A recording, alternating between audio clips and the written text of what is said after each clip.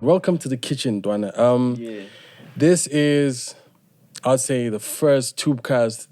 Something that I'm trying to do as an old man and having dabbled in the game. They say I'm an OG, been in the space, produced. For those that don't know, started off with Upro, the PRO. Rest in peace. God bless his soul. Yeah. We did, gang hits, Abo was born. And so, for those that want to obviously find out, just go out there and, check out the stuff that we've done, stuff I've done with our Flaba and stuff, So I'd say, we kind of laid down the foundation, especially for Isoweto, I represent Isoweto. Yeah. And so I felt like I needed to give back, And this is me, also finding kind of rebranding myself and getting into a new space, which I'm very excited about, which is the online space, the YouTube space, the streaming space, whatever you want to call it. As long as it's online, I'm trying to get it, So I felt like if there's anybody that could come and be my first guest, who could that be? And there was only one person, man. I feel like, it's like, Omen 2.0 type shit. Like, you know what I'm saying? Like, man, for real, like, I feel like, for those that don't know who this is, by the way, this is Tweezy. The streets know him. We've heard him on the AKA records, especially 2014. I think that was kind of good year for you. Pretty much my launch year. Nah? My introduction year. Yes. I know you jumped off heavily off that AKA collaboration and you giving him stuff. For those that don't know, who is Tweezy, man? Like, So for those that don't know me, I go by the name of Tweezy. Tumelo Thando Wihla Mathebula. Gama nesibongo abanginika lona endlini. It's been a long since. It's been, how old am I now? 26. Yeah. 26-year-old boy from Jangalala, Soweto, same hood as Pro. Rest in peace to Khutmani. It was icons like him and just many other legends and icons that have been doing kwaito and just urban music for black people who are situated in our circumstances in Jemalukshini that kind of grew like a passion of just music overall within myself. So I just started off just mainly being a music enthusiast, just being a person who enjoys music, that recognizes it very well and likes to talk about it, likes to eat with it, sleep with it, My life just really started rolling around music just from that point. And then once upon a time, I just felt like, okay, cool. I need to make this music passion a real thing. I need to make it work. Yeah, make it come alive. So I read on Wikipedia, though, Bati, you thought FL Studio was a video game. A video. I genuinely did, because how was that though? Like, I mean, at the time I was very interested in graphics and games. Okay. So that was just the only thing. The same way I regarded music, graphics and animation and games was pretty much like the next guy, or the guy that was like on par with just my interests. Okay. And I was attending the National School of the Arts at that time. And, everything was just arty-farty, graphic, everything. So I was playing a lot of games at the time. So one day, FL Studio was introduced to me, and I thought it was a game. Which version of FL Studio did you start on? FL3, the one le Java. Yeah. That one. There where they projected from. Yeah, yes. That's where I started from as well. So that project file was what actually got me to know Guti. Oh, flip! This is where people this is where people make the music. Because before it was a game, and I was like, "Hey man, come on! Like, there's no next level. There's when does it end? It's like I'm stuck on this level." I started opening like demo projects. And then I bumped into that thing, and then I'm like, "Wait a minute, Java." Oh, then I went to the internet cafe at school. Then I found out that Bo Timbaland are using it. He used it for also you try again. Aliyah, there was a demo project on that version. And then other songs too. So at that point, then it just hit me. Wait a minute, this is now my music dream. Actually, now this is where This it is starts. it. This is it. You know, so yeah, at that point, I mean, I was making a whole lot of whack beats, but I was really proud of it. So proud that if people told me the beats were whack and stuff, I'd be hurt, and I'd go to the internet cafe and like research dope producers. There's a guy still killing it even now, Vibe Beats. He's like one of the big guys, really, in the internet Online, space. Yeah, with both yes. Johnny Julian. At the time, there was a SoundClick where you could just make beats and put it on SoundClick. It's like a Airpit now, It's or like a a Splice. OG's platform for selling beats online. Yes. Yeah, for So- those that don't know. Yeah, so obviously you could download the free beats valley with the tags and everything. So I used to download the heck out of those beats, and I go back to school like, yeah, what do you think now? This me on this joint. And then people would praise me and they'd be like, wow, this is fire. Until another guy, shout out to Dante, he came to So the you NSA. pretty much knocked your hustle. Pretty much. Not really. He exposed my fraud. No, that's what I mean. Like when he's not, you know, because he was in course departments. In course departments was pretty much like the music department, but for people who are specifically trying to venture into the music industry, trying to be into production and everything. I tried to be in that course, and my family wouldn't have it. Anyway, that guy came through. So yeah, na umtole guy, this Vibe Beats wa corner. And he's like, oh, so you produce those beats, yeah? How come I've got this beat of yours? And this beat, and this beat. And then my fraud was exposed. I was very hurt. And I was like, okay, you know what? I don't know how I'm going to do it, but I'm going to be better than this Vibe guy. And I'm going to get respect from all these people. And my mission took off. Isn't that amazing when you, in those moments, that's when it's like, moments where, I mean, it's like anything in life. You can either choose to say, well, I was a fraud. Hey, man, kudos to that, on to the next thing. But you're like, hey, I'm actually going to make this work, you know? Which is life in its essence, that, you know, you're going to try something and it's going to come back and bite you real hard, you know? I don't even know why, because, like, my ego was bruised. I mean, I should have just said, yo, F everybody and whatever. For some weird reason, I just felt like I had a point to prove. And it's just been my thing, just a whole lot in the industry. I mean, even till current date, like, even if I can accomplish the greatest accomplishment there is to it, I'll still find something that makes me feel like I've got something to prove. So at that point, I was bunking a lot of school. I'd rather be at the internet cafe and at my friends'. I started friending people that had computers just for me to be able to just put in this FL Studio demo, just make a beat, bounce it, delete it, type thing, just to have a young catalog.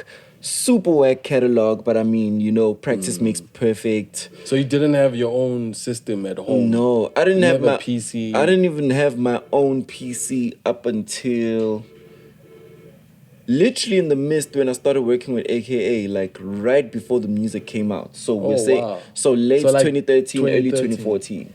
And that's like, wow, man. That's incredible. I mean, obviously, you know, we all have different circumstances, you know. And I'm glad you brought up all Vibe Beats because, you know, we've had our chats, you know. And I was like, you know, I feel like that's where the future is. I mean, right now it's very saturated. For those that don't know, I mean, there's an online community or producers that predominantly sell beats online. What are your thoughts about that? I mean, what do you think about that whole hustle? And as you Tweezy, is it something that you're getting into? What's going on there? Or you've tried it and, you know... First and foremost, that's the future for producers. Like, for the first time, well, not really the first time, but now more than ever, producers don't need to be affiliated with artists or people that are in relationships with artists and whatever. With labels. To pursue a career in being a producer. You could just be a composer that's making samples and you could just be the best at that. Like you've got people in the States, like, you know, you've got your Boy Wonders and your Vinyls. Yes. And then there's people in their teams like Abo Q Beats and Abo, what's the other guy? Frank Jukes.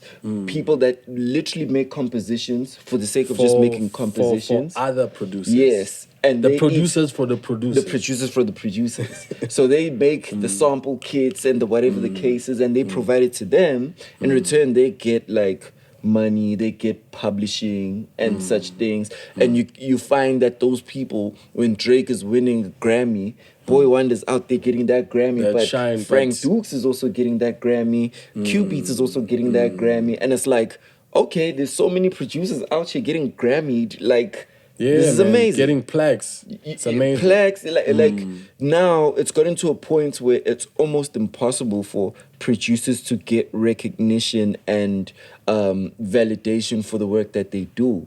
Because like before, I mean, you know, Are how you it saying was it's like. impossible now to get validation? And No, I'm saying it's impossible for you not to get validation. Oh, okay. All right. Like, people will give you, like, your respect and your dues, like, just naturally. Before, you know how it goes, man. Like, producers weren't really seen They as were never people to acknowledged, be man. acknowledged. Like, it was all about the artist. It was about the people who put the music out. Nobody really thought about the producers and the engineers. At least the producers also, they had a little voice. Engineers and, like, such people didn't even have anything, you know? And for the first time now, it's like, it's even possible now for us as producers to now get together and have these conversations and grow a new culture of producers and just open a new market of just, you know, growing this whole phenom of just making music and composition and production, or whatever you may call it. Are you selling music online? Well, beats predominantly. I mean, obviously, music, there's streaming platforms now in the nines, but is that something you're doing now? Or, I mean, you've put out a beat tape. You put out a couple. A couple. I know I've just bumped the latest one. I forgot the name. God Level 3. God Level, yes. The one with, there's a beat, man. It just reminds me of a TKZ, Joe. Like, Mangi Mamela and J. Just TKZ jumps into it. It's almost like a quieter itch. It's got these That's chords, 2001. man. Cling, cling, cling, cling, cling, cling, cling, cling. Yep, because 2001. Yo, that got me wilding. I was chilling out waiting for Otaso at his house, dog, and I'm bumping your beat tape. And then that beat came on, I had goosebumps. I was like, yo, this is Oh, yeah. this is definitely God level, you Yeah. know? Yeah, man, so what's the deal with that? Like, you put out a beat tape, and then what's the story there? Just What to is the answer your purpose? first question Yeah. of am I selling beats online? No, but I should. Okay. I mean, it's more of a time thing. I mean, I've also ventured into being an artist. I've ventured into also just being a student of the game, understanding how the whole picture comes together, just for me to be able to adapt into what I'm trying to get to do. But I should. Saying that to say that producers, like, they definitely should be selling beats online, because that's even the easiest way for them to get recognized. And, you know, like in the States, you've got people like the Internet Money Gang, you've got Cash Money AP, and all those dudes who are, Taylor, they literally bunch of take them. their beats and they put it out on YouTube, and now artists are at a point and they're getting where, placements, though. yeah, because it's just as easy as now Drake will go into YouTube and say Drake type of beat, and then he'll bump a beat. If it's not the one, nah, it's not the. Then he'll find a beat. He'll be like, whoa, that's the one. He does whatever it is. Then when it's time for accreditation and publishing and everything, they'll get a hold of the guy, and now that guy didn't just get $500 or whatever that small Whatever money it is, is. lease We're actually is, talking yeah. about Lil Nas X and that other guy. Yes. Who he sold his beat for 50,000, but now imagine the crazy royalties he's gonna get now. Yeah, I mean $50. Ooh, that boy from France who produced Old Town Road. It's You know? crazy. I mean, Bona, they were just. I mean, I think Little Nas was very. What's the word? He was very deliberate with what he was trying to do in terms of even the hustle. I mean, this boy. Number one, people need to understand his background. This boy, Little Nas X, used to basically hack Twitter accounts. And when I say hack, I don't mean like underhand stuff. He grew pages on Twitter and he had super engagement. So he knew what works on social media. So there's this page. So social media is his thing. It's his thing. So he had this page, Nicki Minaj something. It was like a fan page. But he got a lot of stuff to go viral just off that page. He was sitting on like 140 odd followers, 1,000 followers. And his page got taken down for some reason. But all those skills, then he had transferred into pushing Old Town Road. So he started with the memes, pushing memes for months. Then he went on TikTok. Then that's when he hopped on some challenge, some yeehaw challenge. And that's it. From there, as they say, the rest is history, you know? Which is something that, for me, number one, this particular platform, this podcast is really about, that's what it's about for me, is trying to uncover those ways and tactics that producers specifically as well, even artists can apply the same principles, you know? So that people can actually have a livelihood. We want to peel and done, you know? I think our biggest problem as well is that as producers or even as artists, we're always chasing to be the biggest thing, whatever. When there's people who are literally having a decent lifestyle, you buy a house of this thing, you are living at. You know, we're not all going to be the Jay-Z's or the Ed Sheerans or the AKAs of this world, but we can still earn a living. And that's what people it's either that or nothing. And I think it's a false way, or it's a horrible way of looking at the internet hustle, you know? Yeah. And I want to share those ways. And obviously now I'm pursuing that, I'm learning in the process. So it's kind of like a journey that I want to take, you know what I'm saying? You know, so for me, I think right now, you know, given what's happening now in South Africa, what do you think of the state of, you know, hip hop right now in South Africa, and where do you think it should go? Or like, what is your opinion right now of just the game and where hip hop is sitting? If there's one thing for certain, especially with hip hop being involved in the convo, hip hop has accomplished the one thing that we really wanted to get right amongst the years, and that's being able to turn the culture of the music and just the entire art into business.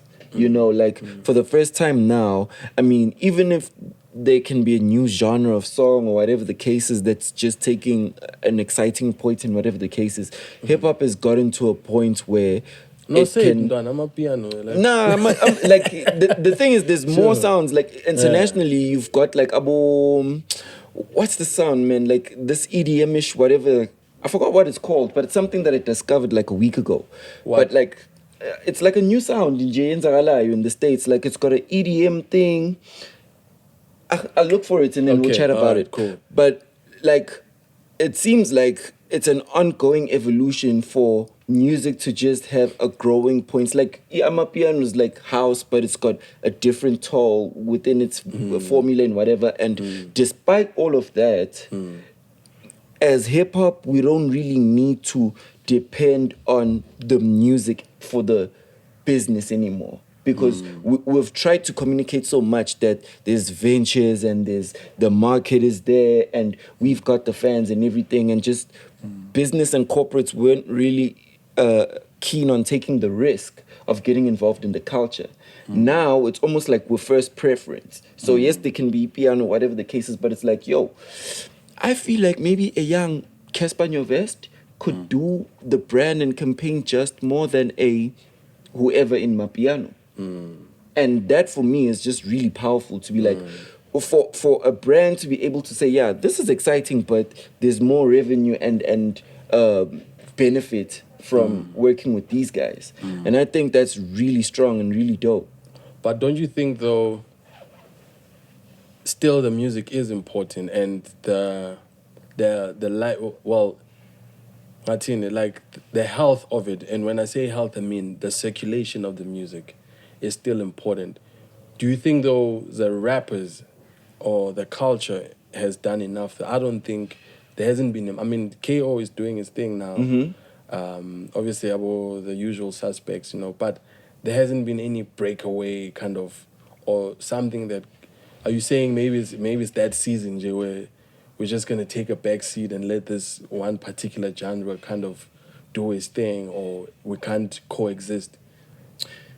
You see, well, according to my understanding or just how I see things, music can, like, hip-hop can never take a back seat, or any genre. You know, there's evolution in every single... Music is just constant evolution.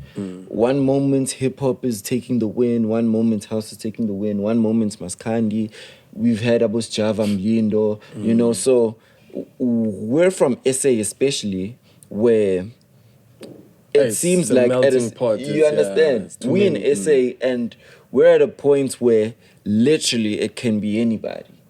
Just yesterday it was Mlindo. We would have thought that that's the type of sound to move from then on or whatever the case is. But now we've got the piano wave. But at the same time, we've got hip hop also penetrating with the new kids. You've got people like Abo Big Hash, Patrick Lee, and all these young internet These kids internet sensations. making so I think it's just it's just a thing of business at the end of the day. Going back to the whole business thing, I think with music, the one thing, as much as it's important to make music obviously that lasts the test of time and whatever the case is, but we also need to know how to move the music out there. If we're trying to grow hip hop into being something that's stable for a long time, we need to engage in conversations of how to grow the culture, not just in the sense of the music, but business wise.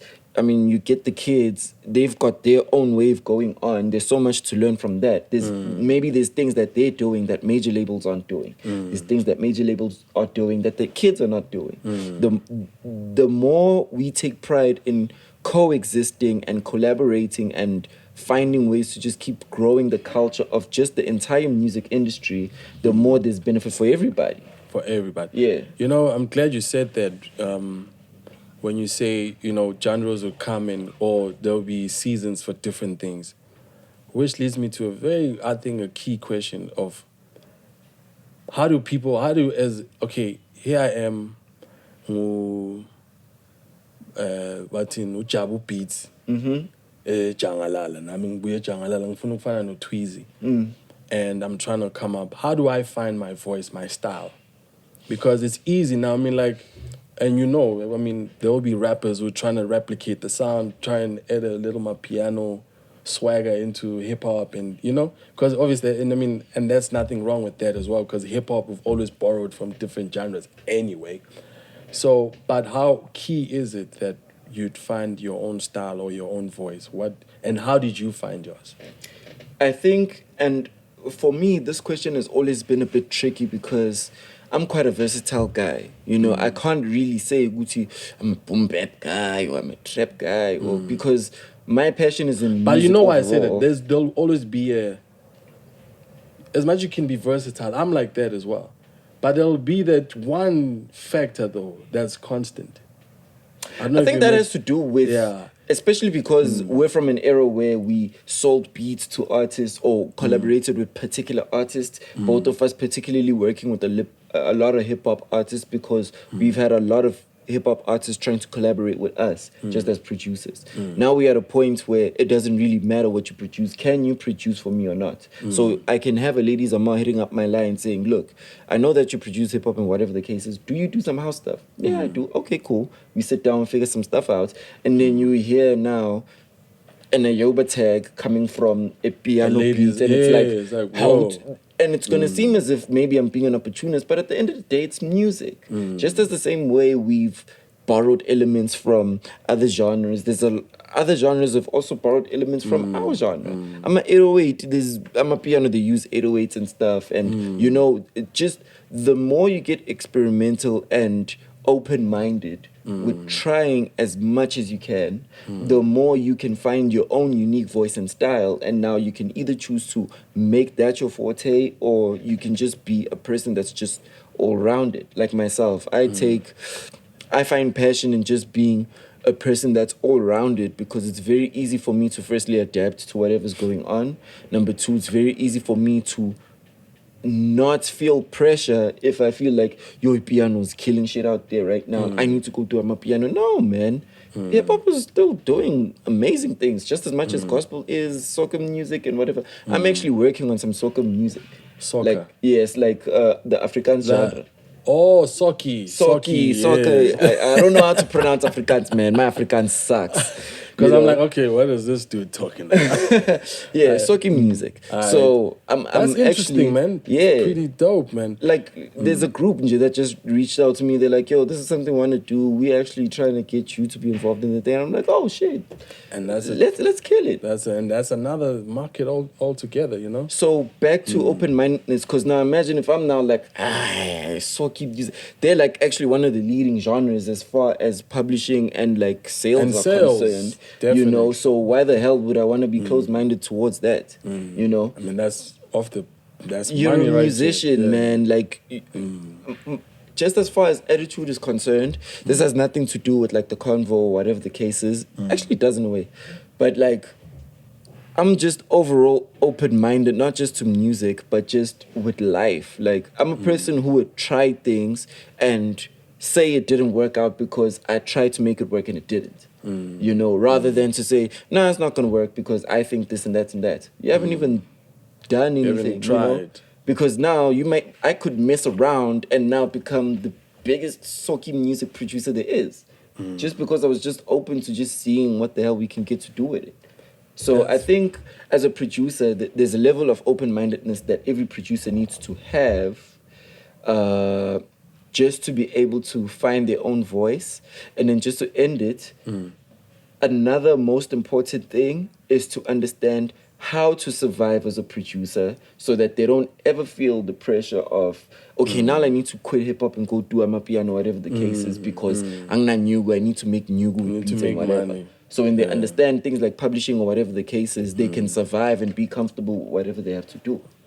That's dope, man. I think it's very key, you know, and I'm glad you've spoken about just being versatile and just staying true to whatever it is, but also not limit yourself. You know, if you feel like doing something and you are good at it, do it. Don't be bound by what everybody knows. I think the biggest thing, and I'm glad you also spoke about the life part of it, is that we're always worried with what is the next man gonna think with the Amanju omenthechef gospel. What if that's my next transition into my life and I'm genuinely want to do that, you know? So, man, you're a producer, man. Let's talk tools, brother. Let's talk the toys. What is your current setup looking like right now? My current setup is looking like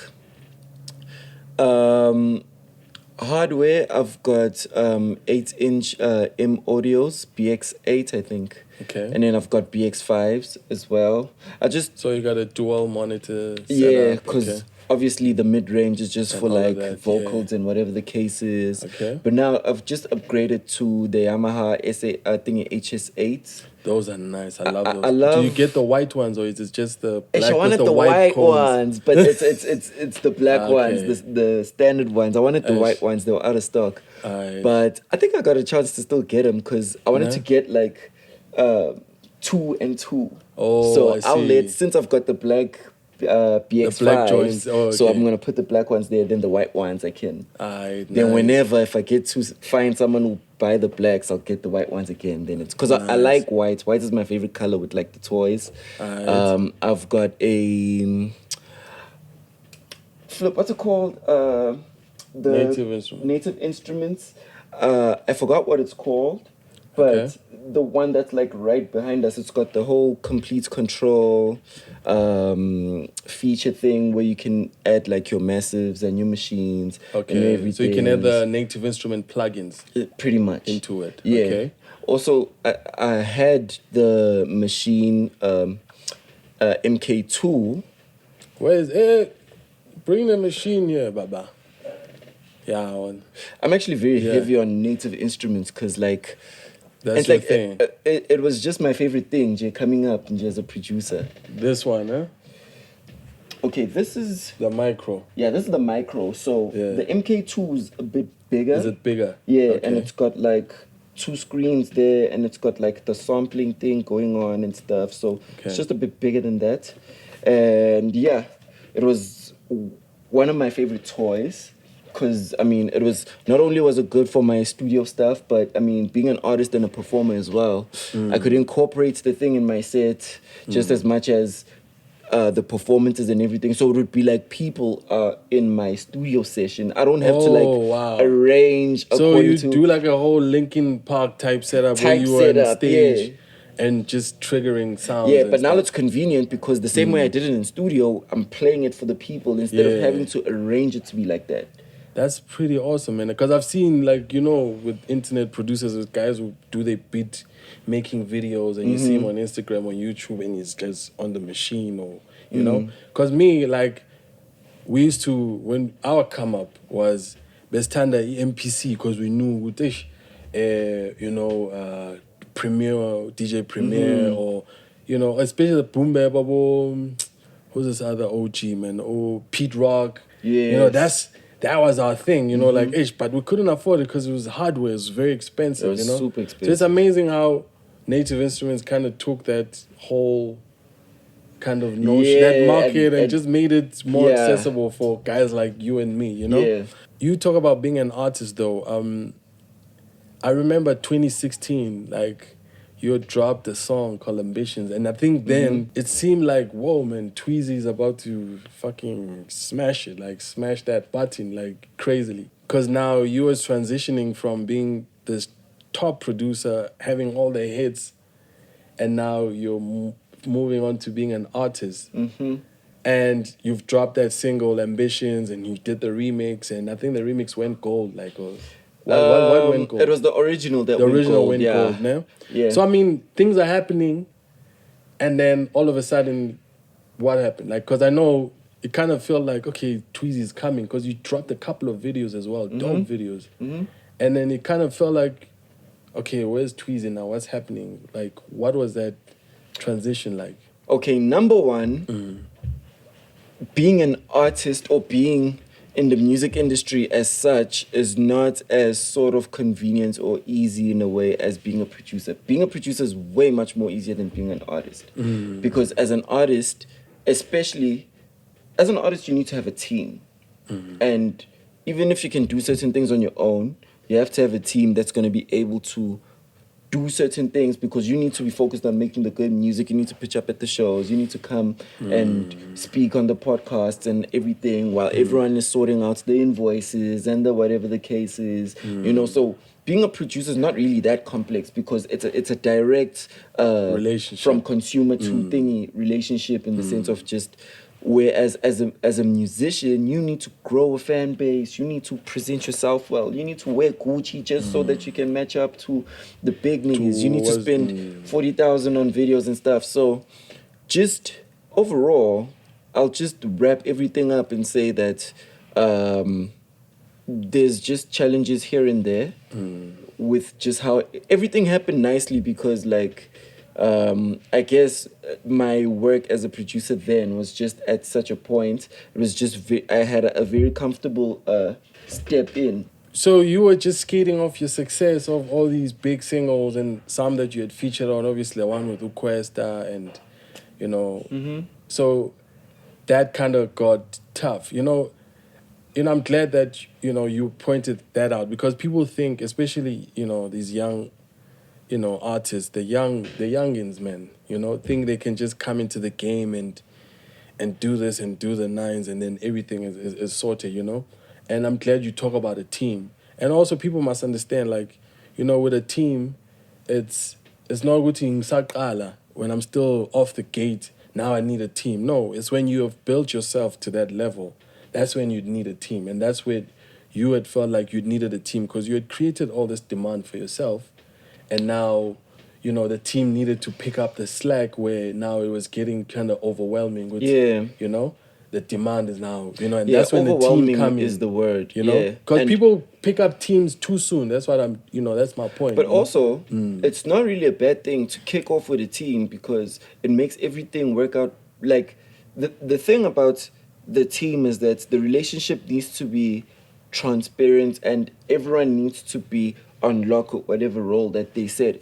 Because if you've got a team kicking off and you've got a manager, you've got a booking agent, you've got everything like from the jump, everything is much easier because you can't be like a Tweezy where you'll be distracted by the fact that, oh flip, I've got studio with AKA tomorrow, but at the same time I need to go do Club 808. type things, because those are the kind of challenges that I was facing. It was more of a time factor, more than Uguti, like I couldn't adapt to whatever, or I faced certain challenges just with being a musician alone. It was just a challenging time for Tweezy overall, because it's a thing of now having to do certain things myself, because there'll be challenges where it's like you'll work with certain people who you recruited into your team and they don't deliver type thing, and you need to run independently. You need to be as strong as the guy who's got a team, but they've got a certain setup. You don't really have the enough resources because this and a third. But don't you think though, like, I mean, the reason why I say that sometimes you don't really need a team is you also need to understand the different roles. Being on your own kind of gives you that, so that even when you do put people in place, then people are not going to slack or lie to you. When you know it's okay, if I'm doing my own PR, this is a certain level of engagement, or this is what I expect, for instance. And then somebody comes and says, no, I've been trying and trying. It's like, what have you been doing? So if you don't understand all those things, but if you're well-rounded and you kind of dabble, yes, some things you do well, some things you're going to falter, but at least you understand people can't take you for a ride. You know what I'm saying? From my point of view, you know what I'm saying? Yeah, certainly, because I think also another mistake also that made things not work out like consistently according to my plans was the fact that I also didn't understand what I was trying to do when and how. Young Tola, like I'd pay for PR, but it's like, okay, cool, you want to push this current single, where's your project? Flip, Konja, I need to have a project. I was busy working on so and so's project. Oh, okay. What about like there was just a whole lot of confusion around my brand. Even to people that the people that knew me as a producer were like, "Oh, Flip, you're an artist." The people that know me as an artist, "Oh, you're a producer," because just now the overall market, approach and just the rollout. So deliberately, I've set myself back to just be able to say, okay, now it's like now I'm back to like I've always been producing and everything, but now I'm more on the production side because I literally want to wrap everything up with being a producer. Then I can go to being an artist, wrap that up. Then I can go to being the CEO of my record label and everything. Because also establishing a label, you learn a whole lot. With okay, being a CEO firstly is just a whole lot of things. Yeah, that's another train. I've got a mentor of mine who runs one of the biggest labels in the country. Like sometimes I'd come in, whether it's to fix a song or to just have a chat or whatever, he'd be going through the challenges that he's going through with his label and whatever the case is. And he would say things like, hey, Tweezy, do you still want to be record label? Do this? Like, do you still want to do like this is like the bank statement of ing. This is a lawsuit of ing. Are you still trying to kill this? And it's like, whoa. And that's like a reality check, because it's like, okay, this is what it comes with. So to wrap everything up with that, the one thing you need to get on lock is your idea of what you're trying to do. Because if you fully understand what you want to do, you'll know how to do it, and you'll know how to assemble that team, whether it's later on or immediately. But if you know what you want to do and you're ready for all those obstacles and everything, sky's the limit.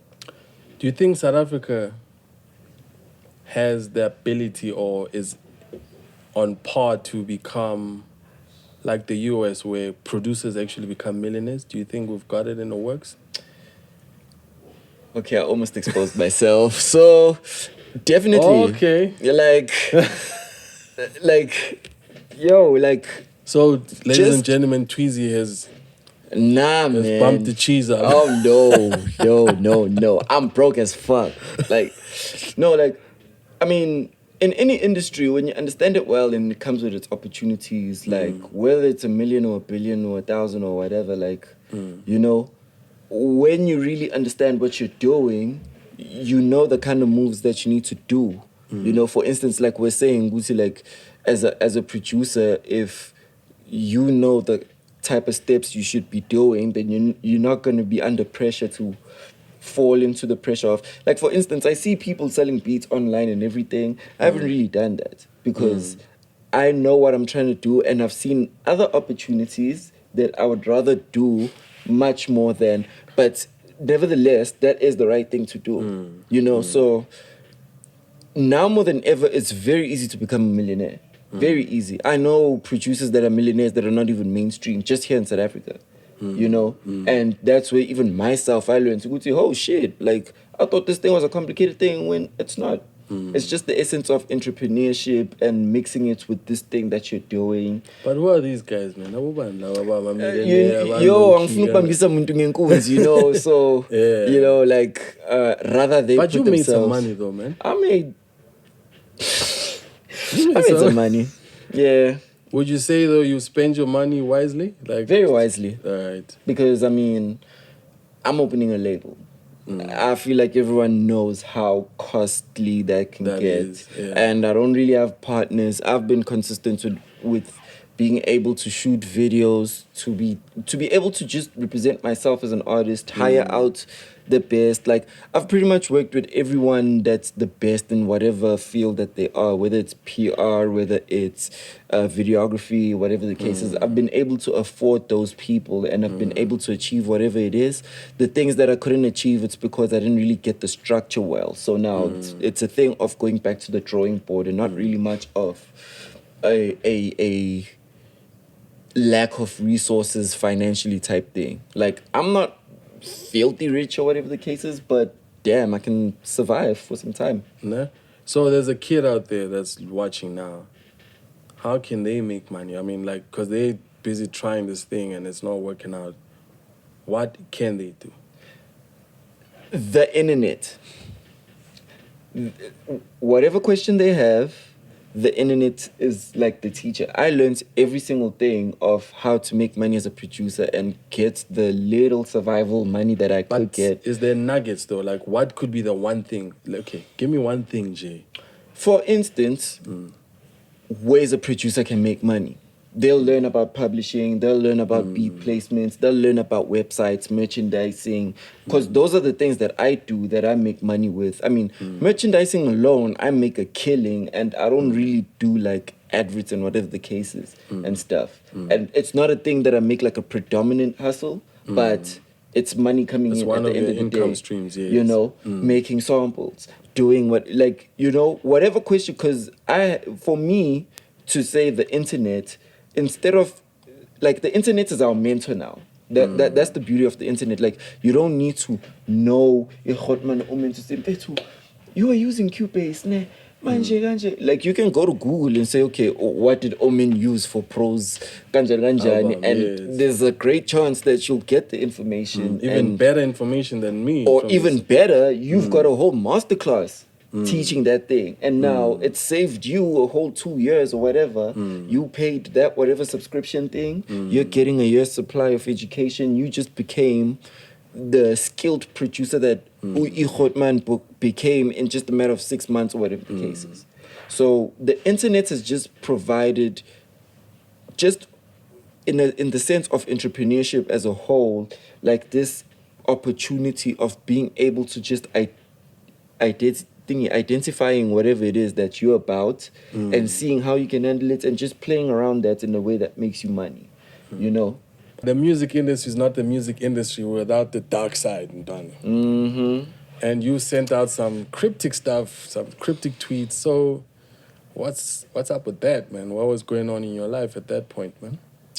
I think one thing that people who are in the industry and people who are trying to break in the industry should know is that, you know, just even outside the industry, like there's reality, there's delusion, you know, and most of us pretty much get into a pedestal of success way too early at a point where we haven't learned to deal with delusion or reality or something.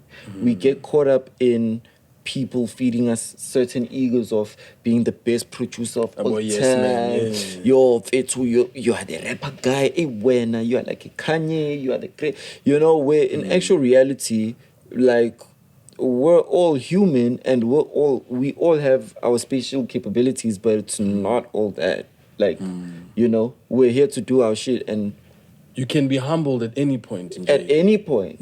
And the sooner you realize that, the sooner you don't have to face such things, because you know the reality of things, and you don't really, it's not easy for people to feed you delusion. So I think just in the industry and just as people, we just get caught up into delusion because it's exciting, man. You know, You blow your own horn. You know, once a wise man once said, like, somebody said, once you get into that stage, then you stop learning. So now it's like, I sing figile man, you know? And that's when you take the step back. That's when everything starts rolling back. Because now you're not moving forward. Your mind is closed itself off to anything now, you know, and you're basking in your glory, you know? And I think that is the biggest problem that I have, Mina, one of the reasons I stopped for a minute to produce as well was how rappers could just, and I know it's not just about rap, but I feel in rap is more prevalent because rap is like a contact sport, you know, like ego driven and all of that. Umuntu angashange hit one intwana. And then so Donald Trump and says, I'm like, really, asatolagala, and I find kids just a bit of traction, intwana. You're not even there yet. You haven't even bought your mama a crib. Yeah. So I was big, you know what I'm saying? And that really kind of got to me. But I also realized, you know what? That's just the nature of the game, you know? Like, and if you learn how to overcome, go around it, then life, for me, it really took so much out of me. And I was like, you know what? I can't deal with this because for me as a producer, like you said, you know, it's much easier now for you guys because the social media kind of played its role as well. Yeah. For us, social media wasn't even a thing. But it was just Facebook. Now, kind of Facebook was like, okay, what is this thing? Nobody understands it, you know? But it was much tougher to kind of, you want to reach out to dudes like, hey, man, pro, man, now I'm doing my own thing. I don't support to pro is nowhere to be found. You know what I'm saying? And I'm just making an example. But that's the type of stuff we would face where you're trying to reach out to people that you've done amazing work for. You've put them on the map. Dudes are buying cribs because of your hits. But dudes ain't giving back. You know what I'm saying? Yeah. I mean, even your fight with the AK and Dwana, like, I mean, I know you guys have kind of worked things out. You know what I'm saying? Yeah. But for even it to get to that point, you know what I'm saying? Like, you know, the problem with the industry is that I don't know whether it's a conscious thing or I think it's subconscious because of delusion. But for me, per se, like the thing that almost like really got me to make irrational decisions or whatever the case is the fact that I was delusional enough to believe that my value, people would actually appreciate me for my value, like without them having to benefit from it. And that's just the reality of things. People only when you become when they just resourceful, like you for who you are. Yeah, when you become resourceful, it's only natural for, and it's not even a bad thing because I mean you're resourceful. You're the hottest producer at that point, or you're the hottest artist, or whatever. So the case people is. gravitate Everybody's towards you. gonna, you know. Yes. And as soon as you stop being that dude, the plug. Yeah, or they've gotten whatever it is. Because with me per se, I've made friends in the industry to find out that they weren't friends.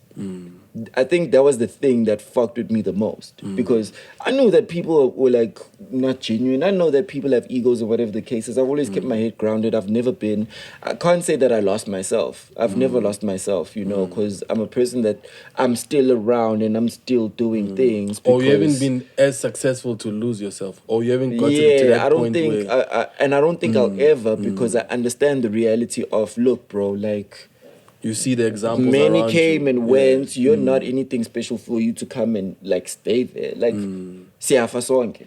And young toilet. And with me, it was just a thing of, because as a person, I'm just a free spirit, man. And you know, I understand that people have weird energies and whatever the case is, but for me, it's just too much to keep up with, to have to be now stuck up, you know. So I'm just this is life. I'm cool. Hotman me honor. You know, if you decide to come with the negative stuff, the only thing is that I let it get to me. You know, because it was like, yo, Mpincham, why? And it's like, no. reality says, bro, come on. You really thought that nigga was your friend? Like, you really thought, like, you know?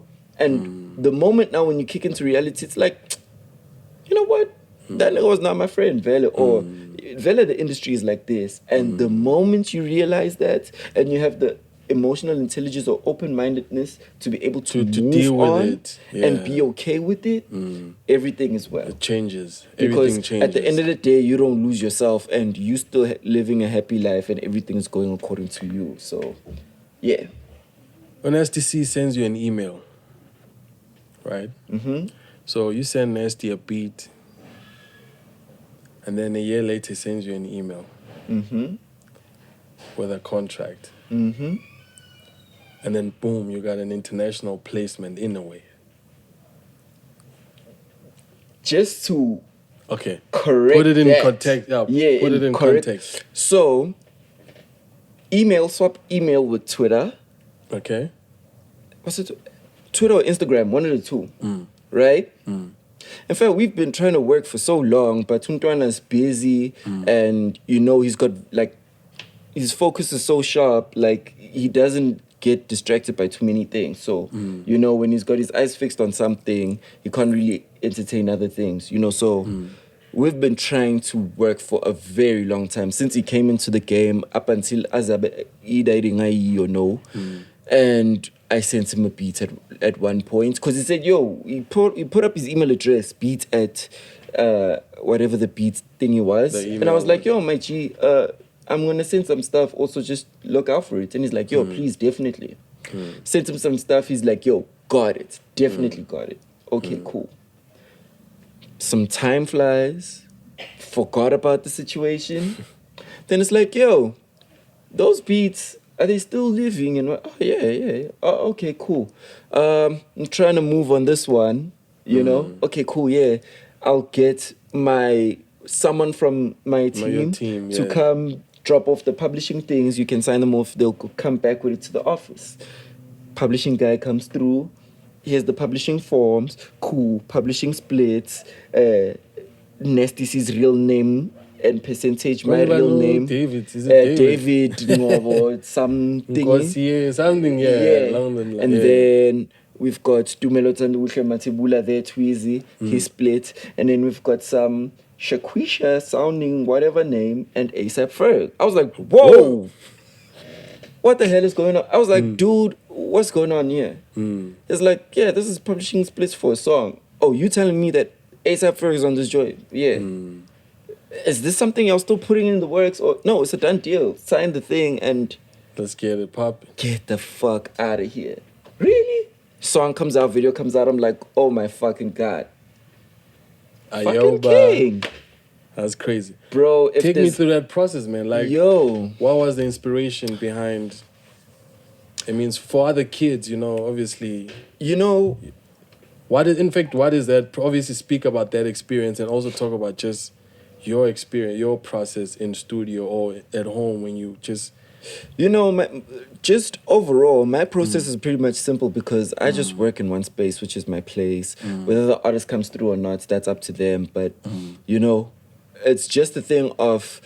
Also, I'm patient enough to sort of try to understand what the artist is actually looking for. I mean, for me to be able to get the 3 proclaimed biggest placements and levels and whatever, you know, like, it took me really understanding what Keenan was looking for, because I mean I went through so many rejections and him thinking that this is the one, but you know, where Ego would have said, you know what, fuck this nigga, like he doesn't know whatever. But it's like, no man, he's an artist and there's something in particular he's looking for. The more you put yourself at a point of understanding that, the easier it will become. And that's exactly what happened.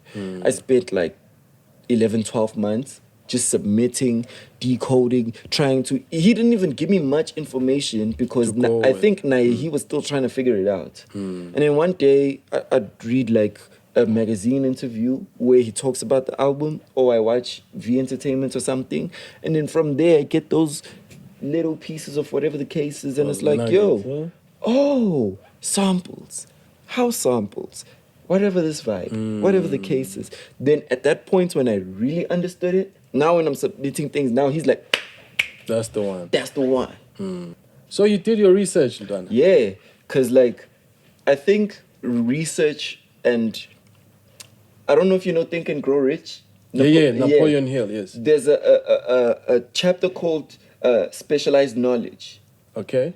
Pretty I much, haven't read a book in a while, so yeah, so pretty much specialized knowledge is about really getting to know the thing that you're doing, and not just the thing you're doing, but the person you're engaging with if you're in sales or whatever the case. Like knowing the entire thing. And that's what you need a mentor for, of course. Sure. But literally getting the specialized knowledge for you to understand what you're doing. So me going through the magazines, watching the entertainment, whatever, that research, that is by far one of the most important things. Not even just for music, but for other things. Like research is really important. So you guys heard it. So meaning if you guys want to, come up, make those beats, and you want to work with the AKAs, then you need to understand, you need to make it your business to understand what do these artists, what are they trying to achieve, or where do they want to go, and simply fill in that gap. And also having an open mind to being emotionally intelligent to not to let accept or not let rejection and all of that get not to let you. delusion now come into bringing the ego between the relationship, because even at the time when we had quarrels and everything, like I totally disengaged, because it was like, look, even if it's a thing, you're good to this guy's making a mistake and this shouldn't be happening, because I didn't understand what was going on. I was like, you know what? Step back. I'm gonna step back and just at a point when we get a chance to have our conversation and fix things, we'll fix things and keep it moving. And that's exactly what happened. Bumped into each other back to the city. Look, bro, the shit that happened then, he apologized, I apologized, we squashed it. Let's keep making this fire music, and that's exactly what happened. But as far as King, that shit blew me like all the way over the top, because Nasty didn't even bother saying it to me, and I really appreciate it, because when you say blow, are you talking from a delu or just being happy? No, just being happy and just like I don't know whether it was something he did intentionally or what, but it was like a surprise type thing. Because when I read it, it was more like surprise, like it was like wow, what? And especially because apparently the verse was not for that song. For the song, yes. And I think they tried something else. Yeah, and so pretty much it wasn't supposed to happen that way. And because of that, I am really appreciative of that, because it was supposed to happen that way. I mean, of course, because it was written. It was supposed, because you take a detour, but this is where it was like that verse fit like a glove on your beat. Yeah. But I mean, at the end of the day, just for him to be able to just even make that consideration, I'm just an appreciative person, man. I don't know whether it's something that makes me a bitch or it makes me whatever, but it's just where, and I just really appreciate the fact that, like you said, detour. Of course, that's like where we're going, but now my fucking Ioba tag is now playing in the States and wherever. And literally speaking, I've gotten international placements and stuff and opportunities because of that. Who do you place? Just, I've been in talks with, actually I can't say. Okay. But be on the lookout for more Tweezy international placements. There's like a lot of things that's going on, right. and I think that's what I appreciate the most. The fact that it's made things so much easier for me. I'm super grateful for that. I want to close off with just this one last discussion. It seems like with all the producers, obviously my greats, people that I look up to, my mentors, it seems all of them were producers, but they had to become artists in order to be that great. Do you think that is kind of like the natural transition? Like you can't just be... I mean, there's amazing... Like, for instance, who just plays? Ridiculously amazing. But he's not as big as Swiss Beats, for instance. He was not caught up in delusion. Also... No, but I'm saying, though, like, in a sense, besides delusion, a Swiss Beats and a Just Blaze could be just the same, same level. I get you. But Swiss became an artist. I think it goes with, firstly, your interests. Because no matter... Naturally, as producers, we produce the song. despite the fact that we make the beats. If you made the beat, you know how the song was meant to sound like. So you find yourself just probably coaching the artist how they need to sound on the song and whatever. So you understand the song dynamics. It's very easy for a producer to be an artist just based off that. So I just think more than anything. So you're good A&R, you'd know you got direction. You've got direction when it comes to the song. So just because of that, naturally, it's super, super, super, super easy for a producer to be an artist. It's just literally upon the artist whether it's something that they want to do or not. Because you get people like Kanye who always wanted to rap. They just learned how to produce so that it becomes as a one-up but to I heard the he raps. he was whack though in the beginning. Everyone is whack with everything at some point. At the beginning, yes. And then obviously they come up, and I just feel like it's a natural marriage. I think the producers that do become artists just become bigger, like for some reason, because of that extra Naturally, head. because of the business as well. Because being an artist is way more forward than if just Blaze was an artist, he'd definitely be on a Swiss Beats Kanye level and whatever the case is, just based off the marketing. He's on a music video. Like people know Tweezy as a producer because of Tweezy the artist. If there was no Tweezy the artist, then you'd be like it me. would be like because people know me, but they don't really know me, but they know the music. You understand? But now because I'm an artist, they know the face, they know the circle, the songs, whatever the case is, and that's actually put me to a certain extent. It's like Dr. Dre, man. For me, he's one of my, greats that I look up to. And I just, personally, I feel like if you are a producer and really want to take it to the next, I think it's critical that you also, even if you just, like Dr. Dre, you do it once but do it. When you do it to the max. Like, don't half-step it. Because then, you're going to have your issues where it's like, it needs to, if you're going to commit fully and make it happen, Yeah, straight. Dude, I think, man, you're one of the dopest to come out the game, and I think there's still a lot more that you have in store, just like myself, and I'm very proud of you with everything that you've done, and obviously even the mindset as well, and I just, wish you the best, man. I think let's keep it going, man, For me, my next step and my next evolution in my life is I want to give back as much knowledge that I've learned over the years. That's my evolution, Yeah. And I'm hoping that with this podcast as well, I can really contribute to the game, and I think that will also contribute to my life in ways that I cannot even fathom, Yeah. So thank you for being the first nigga to come through and really bless me. You don't understand how special this is, and I pray that this grows in leaps and bounds, and God blesses you as well in everything that you do, and I can't wait to hear these international placements that and man, big up, man. I don't know, man, is there any last words, like what are any you last working words? on? Just put it out there, You know how the game goes now. Everyone is like mysterious. They don't want to talk their things. Yeah. So I won't even go into it. We didn't even, you've got the label at Hits. Yeah, Hits since 14. That's like I said, I took a step back to just get everything on lock. I'm hiring people. I'm just hiring. I'm hiring in silence. I'm moving in silence, but I'm doing a whole lot of hiring because I have to set a whole lot of things up. So that's what I'm pretty much doing. Nevertheless, thank you to you for being such a dope mentor. Setting up podcasts like these so that people like myself, it's much easier.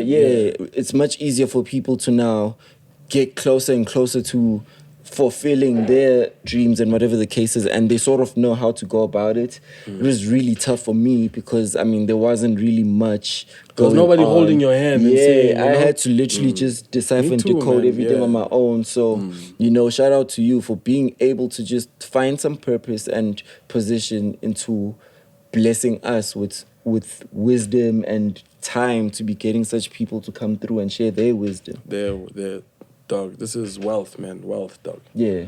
Thank you so much, man. That's it, guys. So stay tuned, man. This is a new channel, of course, you know, the Chef's Kitchen.